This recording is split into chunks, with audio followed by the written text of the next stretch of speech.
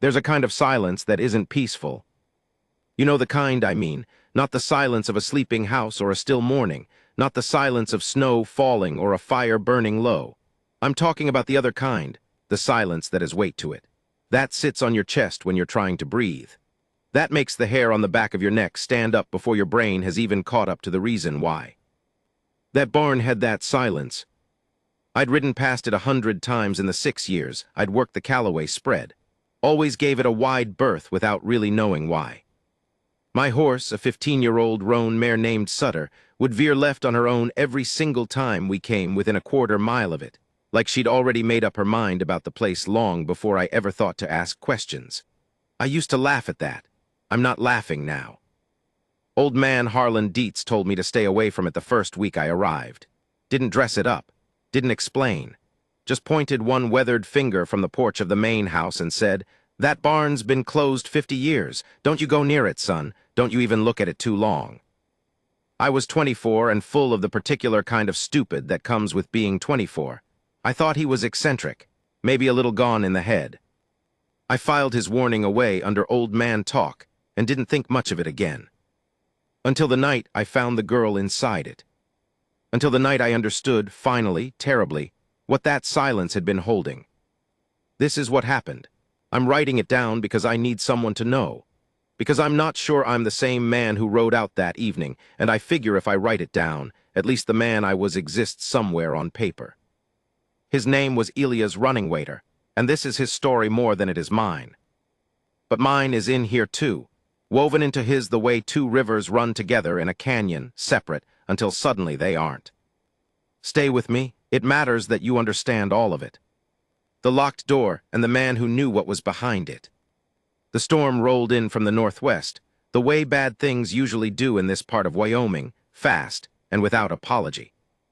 I'd been checking fence lines on the east pasture when the sky turned that particular shade of greenish-yellow that every rancher in the high plains learns to respect early or learns to respect painfully. There's no third option. I'd been ranching long enough to know the difference between a sky that was just angry and a sky that was serious, and this one was serious. I turned Sutter around and pushed her into a lope, the wind already starting to bite sideways, the temperature dropping 15 degrees in the space of 10 minutes. The main house was 2 miles back. The barn was a quarter mile ahead. My name is Cal Marsh. I keep a field log. Have since my first summer working cattle, just a small leather notebook I carry in my breast pocket, worn soft at the corners. My old foreman told me to do it, said a man who doesn't write things down forgets what's real and starts filling in gaps with what he wishes were real. I've written in it every day for 11 years. Not much, usually. Weather, fence status, which cattle needed attention. Sometimes something a person said that seemed worth holding on to.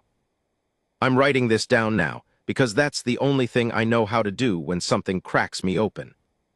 The barn appeared through the first sheets of rain before I'd consciously decided to ride toward it. Maybe Sutter made the decision. Maybe some older, less stubborn part of my brain overrode the part that remembered Harlan's warning. Maybe it was just the rain. Whatever the reason, I found myself pulling up 20 feet from the barn's west-facing door, the one that faced away from the pasture, and sitting in the saddle while the storm started in earnest around me. The barn was old, not just old, ancient, in the way that only certain buildings get, where the age becomes something physical, something you feel rather than just see. The wood had gone past gray into something almost silver. The roof had sagged in the middle but hadn't collapsed, which I'd always thought was more remarkable than it had any right to be. There were no windows on this side. Just the door, massive, built from timbers thicker than my forearm, and above it, carved into a crossbeam with letters gone soft from 50 years of weather, something I'd never been close enough to read before. I was close enough now. I leaned forward in the saddle and squinted through the rain. ER 1973, finished what had to be finished. The door was padlocked, or it had been. The padlock was still there, a heavy iron thing that had gone entirely to rust, hanging from a hasp that was itself half consumed by oxidation. As I watched, or maybe it had been this way all along, and I was only noticing now that I was close enough, I saw that the hasp was no longer properly seated in its bracket. The screws had pulled partially free from the door frame.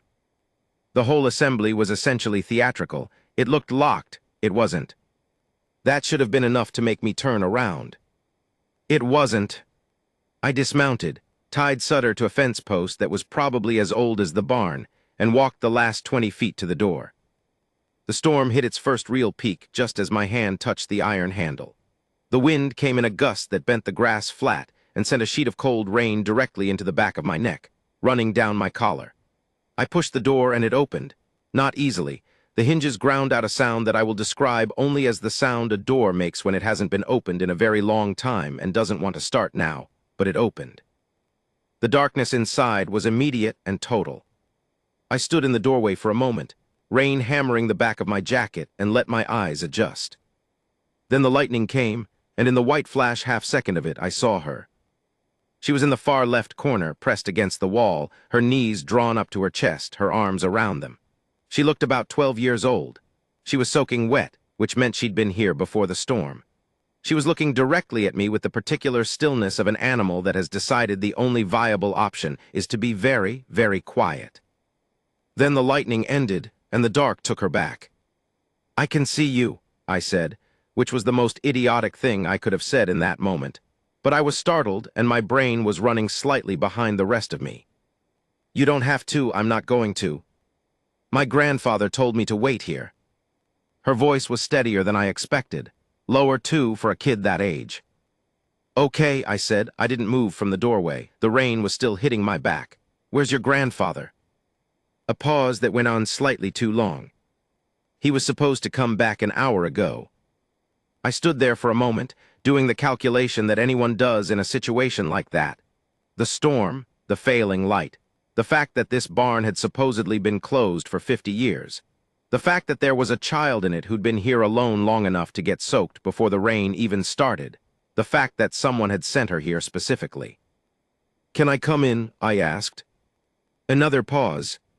He said not to let anyone in. "Okay," I stayed where I was. "What's your name?" "Naya." "Naya," I repeated. "My name's Cal. I work the Callaway spread about 2 miles east. I'm going to—" I stopped. I'd been about to say I'm going to get help, but the words felt wrong in a way I couldn't immediately explain. I stood there in the rain-blurred doorway trying to understand the wrongness, and then I understood it. She hadn't asked for help. She was waiting for someone specific. And until I knew who that person was and why he'd told her to wait in a barn that had been locked for 50 years, I didn't know whose help would be helpful and whose would make things worse. "How long ago did your grandfather leave?" I asked instead. "Before the storm." A small hesitation. "He said if the storm came, stay in the barn. He said the barn was safe." I looked around the interior. In the dim light leaking through the door and through gaps in the aged siding, I could make out the basic structure. Old stalls along the right wall, most of their dividers collapsed or removed. A loft overhead that looked questionable. Old equipment I couldn't identify pushed to the back walls. The floor was packed earth, not rotted planking. The roof, for all its sag, appeared to be mostly intact. He wasn't wrong that it was safe, structurally. Against a storm, anyway. "Your grandfather, what's his name?" The answer came quieter than the others. "Elias." Something moved in my chest, though I couldn't have said what or why. "Elias," I said. "Okay. Naya, I'm going to tie my horse properly, and then I'm going to come in and wait with you if that's all right. You don't have to talk to me. I'll just be here until your grandfather comes back." A long silence. "Okay," she said finally. I tied Sutter better, gave her an apologetic pat on the neck, and stepped fully into the barn. The door groaned behind me as the wind pushed it half shut. I moved to the right wall, about 15 feet from the girl, and lowered myself to sit against the old wood. The floor was cold and damp, but dry enough. I took out my field log, force of habit, and uncapped my pen. "August storm, east barn, girl named Naya. Waiting for grandfather named Elias. Something is wrong that I can't yet name." I looked up from the log. I could see her better now that my eyes had fully adjusted. She had her grandfather's carving in the crossbeam above the door behind me. I'd have to turn around to see it, but I knew what it said. ER 1973. Her last name was Running something, maybe. She had dark hair plastered wet to her face, and she was shivering, though she was doing a determined job of not showing it. I took off my jacket and walked it across to her, holding it out from a respectful distance. She looked at it, then at me, then at the jacket again. She took it. She pulled it around her shoulders, and her chin dropped slightly, and for just a second, Just 1 second. She looked like exactly the 12-year-old she probably was, instead of whatever she'd been before I came in. "Thank you," she said. "Sure." I went back to my wall. The storm hammered the barn's roof. The old timbers creaked and groaned but held. A thin trickle of water found its way through the sag in the roofline and fell into a small dark puddle near the center of the floor. Outside, the wind was doing something low and constant that was almost not quite, but almost like a voice. 30 minutes passed. Then 40. I was watching the door. So was Naya, though she tried to do it without seeming like she was doing it. She'd look at the door, then away, then at some point on the floor, then back at the door. The intervals were getting shorter. "He knows this barn," she said, out of the nowhere of 50 minutes of silence. I looked at her. "My grandfather. He built it." She said it with a particular flatness that wasn't emotionlessness. It was the flatness of someone who has said something that contains an enormous amount and doesn't want to get into all of it. "When he was young, he built it with 3 other men. The carving, 1973. Elias would be in his 70s now.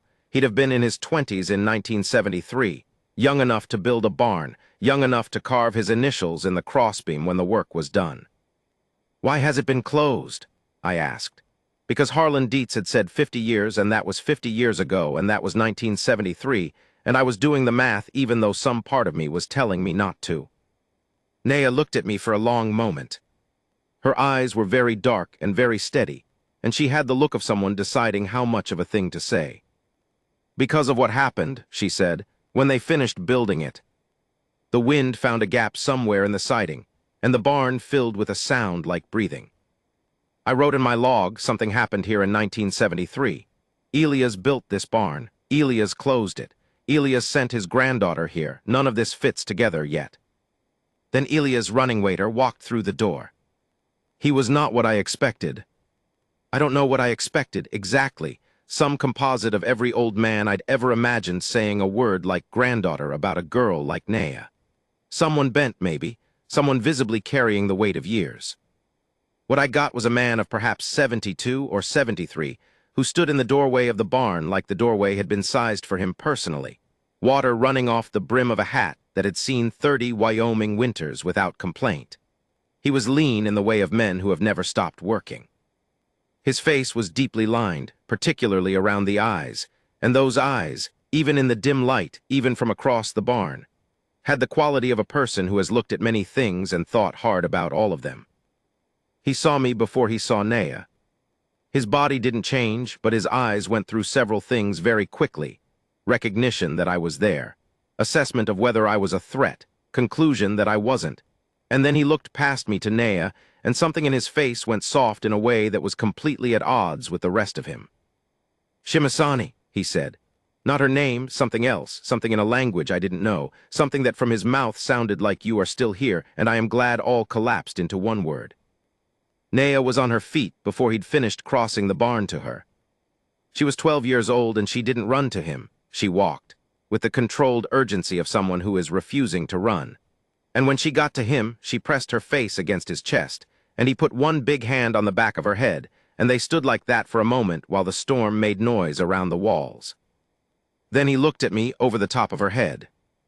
"You're Calloway's man," he said, not a question.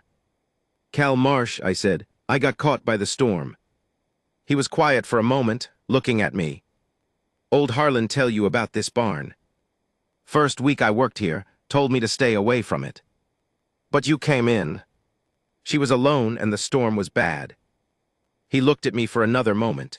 Then he made a sound that wasn't quite a laugh, more like an acknowledgement. "Harlan was right to tell you," he said, "but I'm not sorry you're here." He guided Naya to sit against the wall, my wall, as it turned out, or close enough, and eased himself down beside her with the careful deliberateness of a man whose knees have made their opinions known. He took off his hat and turned it in his hands and looked at the floor. "You'll want to know," he said. It wasn't a question. "I'll hear whatever you want to tell," I said. He turned the hat one more time.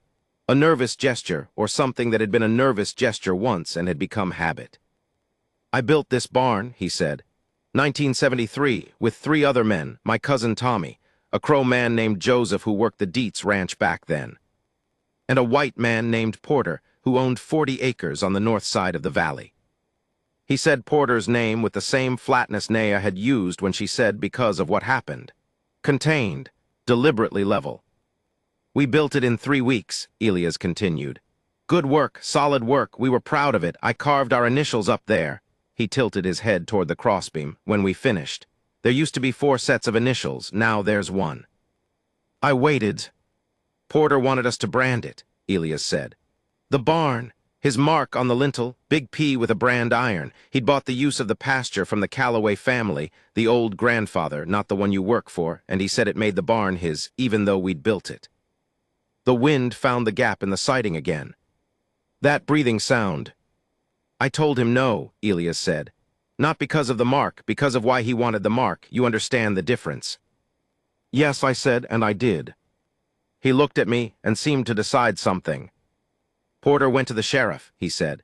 Said I'd threatened him. Said Tommy and Joseph had helped me threaten him. He had things wrong with us, he'd been collecting them. Things wrong with us meant things that could be used. Joseph had a charge from 3 years before that he'd worked out, but that was still on paper. Tommy was on land that Porter's deed claimed, and Porter's deed was wrong, but it was on paper. And me, he stopped. Me, Porter had told 4 people I'd stolen cattle from the Callaway spread. It wasn't true, but he'd said it to the right 4 people. I had stopped breathing, I noticed. I made myself start again. He came with the sheriff on a Wednesday morning, Elias said. We were finishing the last of the floor. Joseph saw the truck coming up the road and told us to run. Tommy wouldn't. Tommy said we hadn't done anything and running would look like we had. Tommy was 22, and he believed that if you hadn't done anything wrong, that protected you. He stopped turning the hat. I ran, he said. I'm not going to say it differently than that. I was 23 years old and I had a wife, and she was pregnant with our first daughter, and I ran into those hills, and I didn't come back until the sheriff's truck was gone. Tommy and Joseph didn't run. The barn held the silence of that for a moment. Tommy spent 14 months in county, Elias said. Joseph lost his job at the Dietz Ranch and left the valley. Porter put his brand on the lintel. It's on the other side, you won't have seen it coming in from the west. And the Callaway family, the old grandfather, let him do it because Porter was white, and it was the kind of thing that happened. He put his hat back on. I padlocked this barn that winter, he said. Both Callaway and Porter were dead by 1975, and the land reverted, and nobody ever tried to open it again. Not until today. The storm was easing. I could hear it retreating, the way Wyoming storms do, all at once, like a door closing, like something that said its piece and is done. Why today, I asked. Why come back today? Elias was quiet for a long moment. Because Naya asked me to show her where she came from, he said. Because her father, my son, told her she came from people who ran away from things, and she wanted to know if that was true. He looked at Naya. Naya was watching him with the focused attention of someone who has been waiting a very long time for a very specific answer to a question they've only recently found the words for. Is it true, she asked, not accusatory, just asking. Elias looked at his granddaughter. He looked at her the way you look at something you are both tremendously proud of and genuinely afraid for. In 1973 I ran, he said. Yes. Naya held his gaze. What else, she said. And Elias, who had walked back into a barn he'd padlocked 50 years ago to answer a question he'd been carrying since before his granddaughter was born, took a breath that seemed to come from somewhere very deep. That's part 2, he said quietly, not to me, to her. Outside, the storm finished. I wrote in my log what he ran from, what he ran to, what happened to the men he left behind. That's what the barn has been holding. That's what the silence was. The weight of what you carry when you run. The storm left the way guilt does, not all at once, not cleanly, but in stages, each one quieter than the last, until eventually you can't be sure exactly when it ended, and what remained was just the ordinary world rearranged. The barn smelled like wet earth and old wood, and something underneath both of those things, something I don't have a good word for, something that belongs to specific places that have held specific events and never quite released them. I've smelled it before in other places. Old battlefields, if you know where to look. Certain rooms in certain old houses. The bottoms of canyons where water cut new channels through ancient stone. History has a smell, that's what I'm trying to say. It's not metaphor, it's actual. I was sitting against my wall with my field log open on my knee, pen uncapped. And I hadn't written anything in 40 minutes because Elias Runningwater had started talking, and I did not want to look away. He spoke slowly, the way men do when they've thought about something for 50 years, and the words have been worn smooth by all that thinking. Not performance. Not confession, exactly. Something closer to a reckoning, the kind that's done privately, in the voice you use when you've finally stopped pretending a thing away. Naya sat beside him and didn't interrupt. She'd given me my jacket back when her grandfather sat down, and the warmth came off him in the way warmth comes off someone who has been moving through cold wind. She had her knees pulled up again, but differently, not the defensive posture of before. Something more deliberate, the posture of someone choosing to be present for a thing. After I ran, Elias said, I went up into the hills east of the valley. Stayed 3 days in a place my father had shown me, a hollow in the rock face near a spring, the kind of place you can stay in and not be found if someone doesn't know to look. My wife knew to look. She came the second night.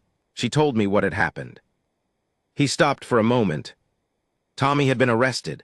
Disorderly, they called it, resisting. The charges Porter had laid were Porter was smart enough not to be direct about it. He didn't say Tommy had threatened him with a weapon. He said there'd been a disturbance on the property and that he'd felt unsafe. Those 2 words. In 1973, those 2 words from a white landowner about 3 men who weren't white were enough. He turned his hat brim slightly. Joseph had run too, but not in the same direction as me. He'd gone south toward the Crow Reservation where he had family. By the time he got there, he'd made a decision. He wasn't coming back. He sent word to his brother in Billings. I didn't see Joseph again for 11 years. Did you try to help Tommy? Naya asked. Elias looked at her, not offended by the question, something more complicated than that. I thought about going to the county seat, he said. I thought about it for a long time. My wife, a pause, your grandmother, she said I should. She said the truth would carry weight if I went and told it directly. But you didn't go. I went to Harlan Dietz instead, Elias said. That brought me up slightly. I hadn't expected Harlan's name. Harlan Dietz, Elias said, was a man I'd worked for in the summers when I was 16, 17. He paid fair. He didn't say things that needed to be unsaid afterward. In that valley in those years, that was not a small thing. I trusted him, which is a harder kind of thing to earn from me than it might be from other men. He glanced at me briefly when he said that. Not accusation, just information. I told Harlan everything, every piece of it, what Porter had done, what he'd manufactured, what had happened to Tommy. Harlan listened all the way through without saying anything, which is the right way to listen to something like that. Then he was quiet for a while. What did he say? I asked. I couldn't help it. Elias looked at me. He said, I believe you. But believing you and being able to do something about it aren't the same thing, and you need to know that before you decide what you want from me. Elias nodded very slightly. I respected that. That's a man being honest with you instead of comfortable. What did you ask him for? A letter, Elias said. Just a letter, signed, saying I'd worked for him, saying I was not the kind of man Porter was claiming I was. Something to put in front of the county if it came to that. Did he write it? He wrote it, Elias said. And then he told me to be careful about who I showed it to, because Porter had friends in the county office, and a letter from Harlan Dietz was only as useful as the person reading it wanted it to be. Naya was watching him very carefully. And Tommy, she said. Elias' hands went still on the hat brim. Tommy spent 14 months in county, he said again. What I told you before, what I didn't tell you is that he came out different. Not, he stopped, choosing the words carefully, not broken, not like some men come out. He came out contained, like he'd put something in a box and locked it and swallowed the key. He worked on his family's land for 2 years after that, and then he went to Albuquerque, and we kept in contact by letter until the early 90s, and then the letters stopped. Do you know what happened to him? He died in 1994, Elias said. His daughter wrote to me she'd found my address in his things. A pause. He'd kept every letter I'd ever sent him. The barn went very quiet. I was writing steadily now, not because I thought I needed the record, but because my hands needed something to do. You blame yourself, Naya said. Not a question. Stating a thing she'd known for a long time, maybe since before she fully understood what she knew. Yes, Elias said. Even though you didn't do anything to get them arrested. The thing about blame, Elias said, is that it doesn't require you to have done the worst thing in the situation. It only requires that you could have done something differently and didn't. He turned to look at her directly. I could have stayed. I could have stood next to Tommy and said the same truth he was saying. I was afraid and I ran and he bore what I should have helped him bear. That's a real thing. I don't ask you to forgive it. I don't ask anyone to forgive it. I just ask you to understand that I know it. Naya held his gaze. I'm not deciding whether to forgive you, she said. I'm deciding what's true. He looked at her. Something in his face shifted in a way I wasn't sure I was meant to see. Your father, he said. When he said what he said to you, that were people who run. He was angry, Naya said. He gets angry and he says the biggest thing he can find. He's not entirely wrong. He's not entirely right either, she said. That's what I came to find out. What happened next happened slowly, the way things often do when someone is finally, after a long time, getting to the real thing. Elias reached into the inside pocket of his coat and took out something wrapped in a bandana, old, faded blue cotton, washed so many times it had gone soft as skin. He unwrapped it with the particular care that means the object inside has been handled this way for a very long time. It was a folded piece of paper, not new paper, paper that had been folded and refolded so many times along the same creases that it was close to coming apart at the intersections. He held it for a moment, looking at it. This is Harlan's letter, he said. He held it out to Naya. She took it, unfolded it with the same careful attention to the old creases. Read it. She read it slowly, which told me she was reading it more than once. Then she refolded it exactly as it had been and held it out to return it. No, Elias said. That's yours. I've been carrying it for 50 years. I think it's done what it needed to do for me. What did it do for you? He thought about that. It told me, he said, that at least one person in that valley knew the truth about what happened. That's a smaller thing than I wanted and a larger thing than I had. I kept it because on the worst days, I needed to know that the truth had been put somewhere outside my own memory, that it existed in the world, not just in me. Naya looked at the folded letter in her hands. Your father thinks I spent my life running, Elias said. He's seen the parts of my life that look like running. There are parts that look like that. I left the valley in 1977. We moved to the reservation in Montana. I didn't come back here for almost 30 years. Those things look like running. Were they? Some of them, he said. Yes, some of them were me making sure my family was safe, which is a different thing, though the line between the two can be harder to see than you'd think. He paused. Some of them were me being afraid. I've been afraid of a lot of things in my life. You're not afraid right now, Naya said.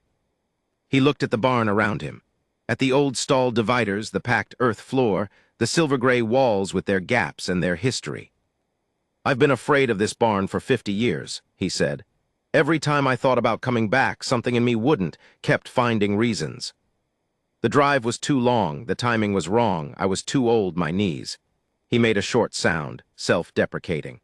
I had good reasons, but the reason underneath all the good reasons was that I was afraid of what I'd feel when I came back to the place where I left Tommy standing. What do you feel? Naya asked. A long pause. Less, he said, less than I expected. And that's, he stopped, seemed surprised by whatever he was feeling.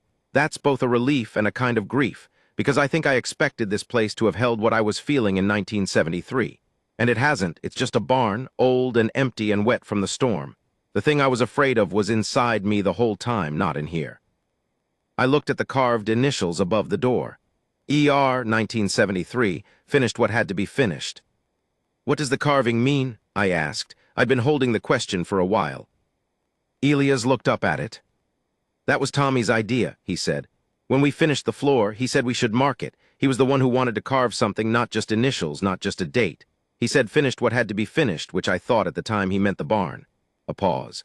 After he was arrested, I thought he meant something else. I thought he knew somehow, that he was already preparing himself for something hard, but that was probably me projecting.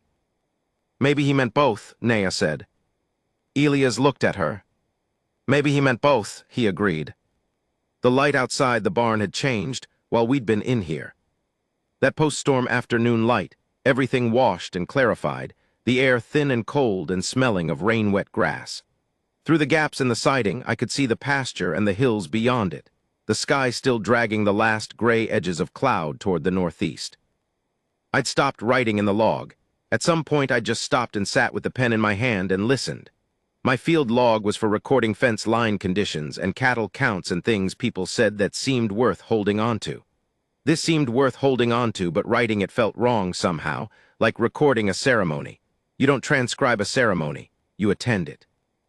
"There's something I need to do before we leave," Elias said. He got to his feet carefully, knees making their opinions known, and walked to the near wall, the one with the remnants of the old stall dividers. He put his hand flat on the wood, just held it there. Naya watched him. He stood like that for a moment. Then he said something in a low voice that wasn't English, wasn't for me, wasn't for Naya exactly. Or maybe it was for Naya in the way that certain things you do are for the people watching you do them even when the words aren't directed at anyone. Then he took his hand off the wall and turned around.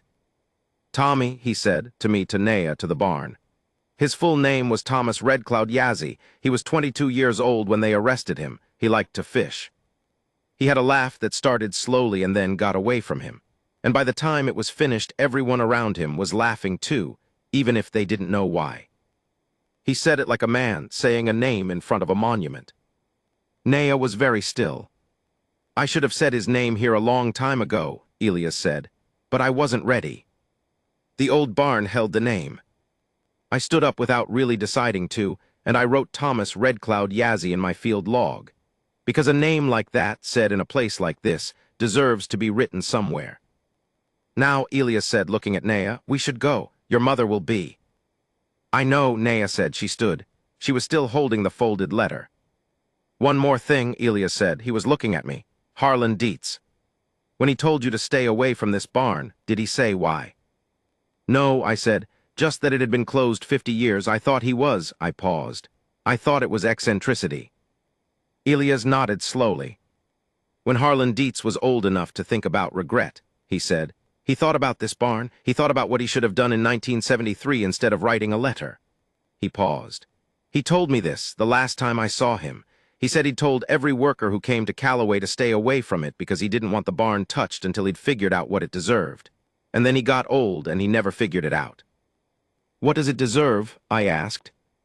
Elias looked at the barn one last time. "I don't know yet," he said.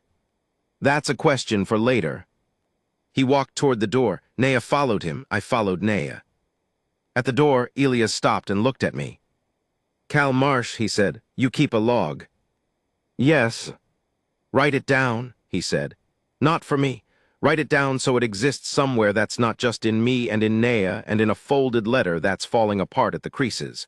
Write down Thomas Redcloud Yazzie's name." "I already did," I said. He looked at the log in my hand, then he nodded. He walked out into the post-storm afternoon. Naya followed.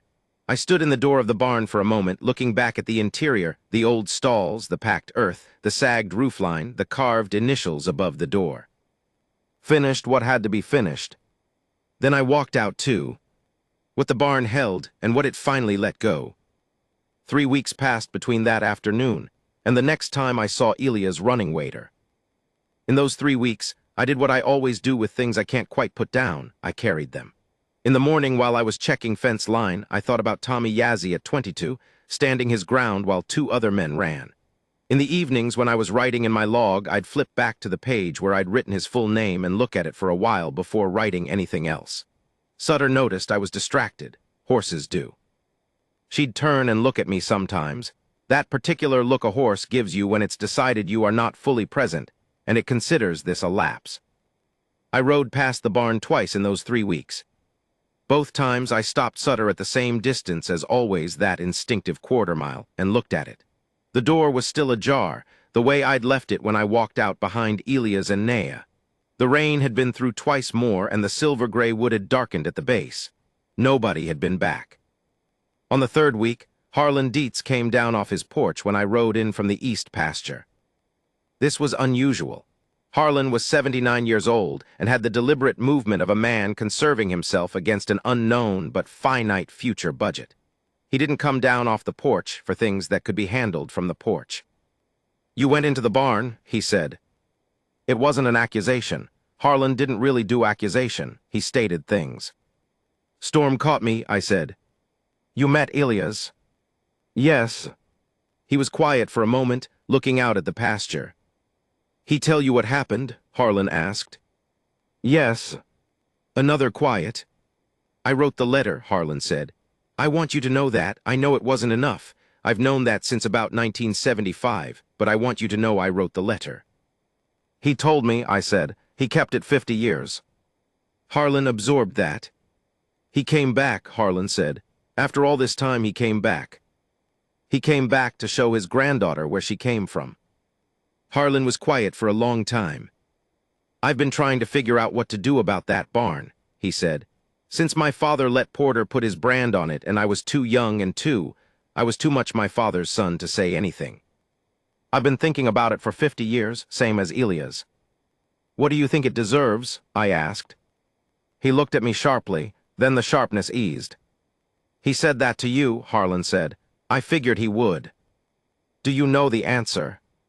I didn't, Harlan said, until this morning. He'd gotten a letter. He showed it to me at the kitchen table over coffee that was strong enough to make your eyes water. The letter was handwritten, on plain paper, in handwriting that was not young but was very precise, the handwriting of someone who had grown up writing carefully and never stopped. It was from Naya. She was 12 years old, and she wrote better than most adults I knew, which I recorded in my field log later because it seemed worth recording. The letter said in part, and I'm not going to quote it because it was Naya's and she wrote it for Harlan, and quoting it feels like a transgression. It said that she had been to the barn, that her grandfather had told her what happened, that she had the letter Harlan had written in 1973, which she was keeping, and that she thought it was important to know that people in hard situations sometimes did the best they could even when the best they could wasn't good enough. Then it said what she thought the barn deserved. Harlan watched me read it. Smart girl, I said when I finished. She's Elias' granddaughter, Harlan said, as if that explained it completely, which it probably did. Are you going to do it? I asked. He picked up his coffee. I'm going to think about it, he said. And then probably yes. I'm going to tell you what happened over the next 2 weeks, but I'm going to tell it the way it happened, which is not in a neat line. The first thing was that Elias came back. He came alone this time, drove up in a truck that had about as many miles on it as Sutter, pulled up to the main house, and sat with Harlan on the porch for 3 hours. I didn't hear what they said. I was working, and I gave them the width of the pasture between us because it was theirs to say. I could see them from the fence line, 2 old men on a porch in the afternoon, and I can tell you that at some point they were both leaning forward with their elbows on their knees, which is the posture of 2 people who have stopped performing a conversation and started actually having one.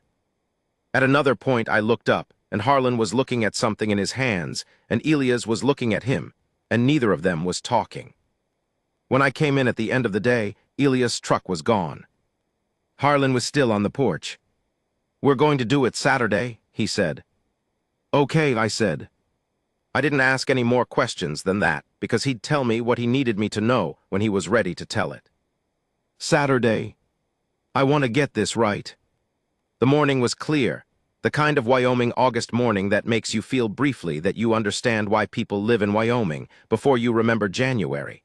The light was thin and gold and very clean after the recent storms. The grass was still bent from the wind, drying out, the color starting to come back into it. There were 7 people in the pasture, east of the barn at 9 in the morning. Harlan, me, Elias, and Naya. A woman I didn't know who turned out to be Naya's mother, Elias' daughter-in-law, a quietly watchful woman named Dara who had driven 4 hours from Casper, and who had the look of someone who has heard a version of this story for years, and is finally seeing the place it happened. A man named Victor Yazzie, Tommy's nephew. Joseph's grandson had been unable to come, but Victor had made the 8-hour drive from Albuquerque, and he stood at the edge of our small group with the careful stillness of someone who is not sure yet whether they belong in this moment or are only adjacent to it. And one more person who I hadn't expected. Her name was Clara Runningwater, Elias' wife.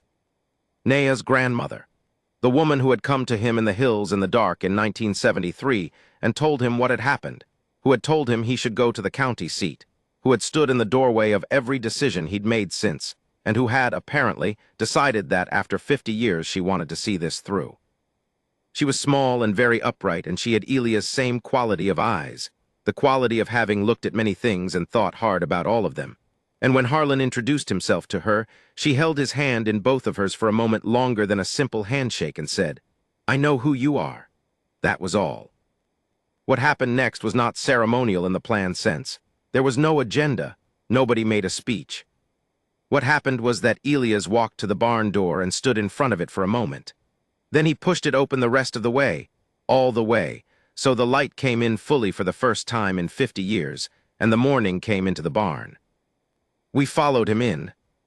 I had a crowbar because Harlan had told me to bring a crowbar, and I'd brought a crowbar without asking why. Now I understood. Harlan pointed me to the south-facing exterior wall, and I went around the outside and found what he'd told me would be there. Porter's brand burned into the lintel. A large P with the accompanying mark of his particular ranch, burned deep into the old wood, deliberately, with the specific intention of marking a thing as owned. I looked at it for a moment. Then I started working. The lintel timber was old, and the wood around the brand had dried and cracked over 50 years, and it came apart relatively easily once I got the crowbar into it. I worked for about 20 minutes. The timber came out in sections. When it was done, there was a gap in the south wall's header that would need to be replaced, which was fine, because replacing it was the point, and Porter's brand was in pieces on the grass. I carried the pieces to the fire circle Harlan had already set up 20 feet from the barn. He lit it without ceremony. The old dry wood caught fast.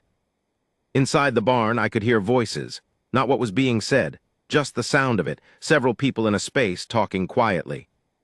At one point, I heard Naya's voice, distinct from the others. She has a particular cadence, clear and without hesitation.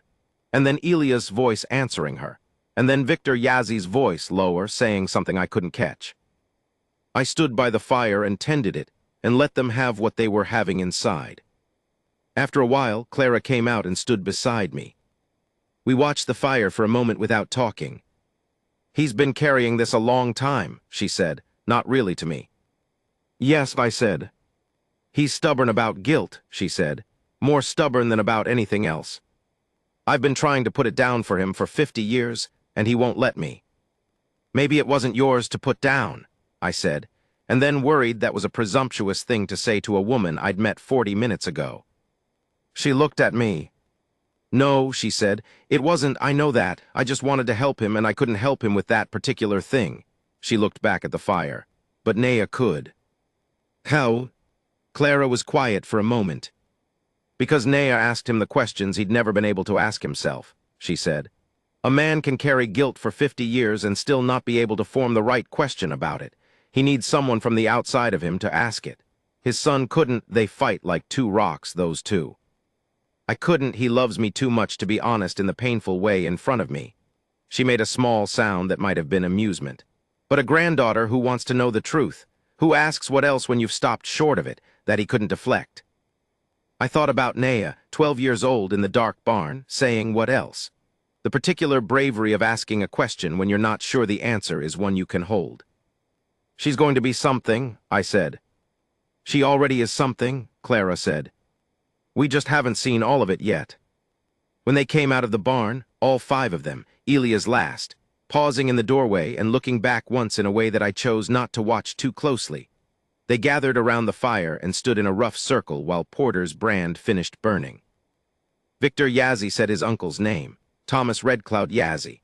He said a few things about him, the laugh, the fishing, a story about a truck that broke down on a reservation road and Tommy refusing help for 4 hours until a woman from the next town overbrought him a part she'd driven 40 miles to find, and he'd cried, which he'd been embarrassed about and which had become a family story.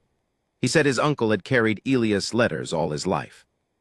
He said he wasn't sure what that meant exactly, but that he thought it meant something. He said he'd driven 8 hours to stand in this pasture because his uncle deserved someone in this place saying his name, and he was glad he'd come. Then he shook Elias' hand, a long handshake, not emotional in the way you'd expect, not tearful, not theatrical. Just 2 men holding a connection across a long absence, a handshake that contained the 8-hour drive and the 50 years and Tommy's letters and Elias' guilt and whatever Victor had decided about all of it. Harlan said I should have done more. I know that. I'm sorry. Directly to Elias. 3 sentences, no decoration. Elias said, I know you know, that's enough. It was, I thought, probably the most honest exchange I'd ever witnessed between 2 people standing in a field. Naya was standing slightly apart from the group, near the fire, looking at the barn. She had the folded letter in her hand.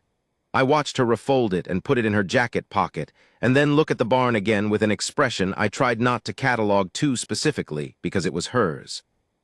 I went to stand near her, not beside her, at a respectful remove. How are you doing? I asked. She considered the question with more seriousness than adults usually give it. I came here to find out if what my dad said was true, she said. That were people who run. And my grandfather ran in 1973, she said. He spent 50 years not running from it. He came back here. He told me the truth when I asked.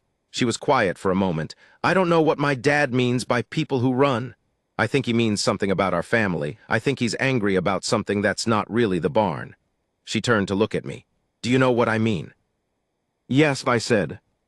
But this part, she said, looking back at the barn, this part I understand now. My grandfather made a choice that hurt someone. He knows it hurt someone. He said the name of the person it hurt in the place it happened. Victor drove 8 hours. She took a breath. That's not nothing.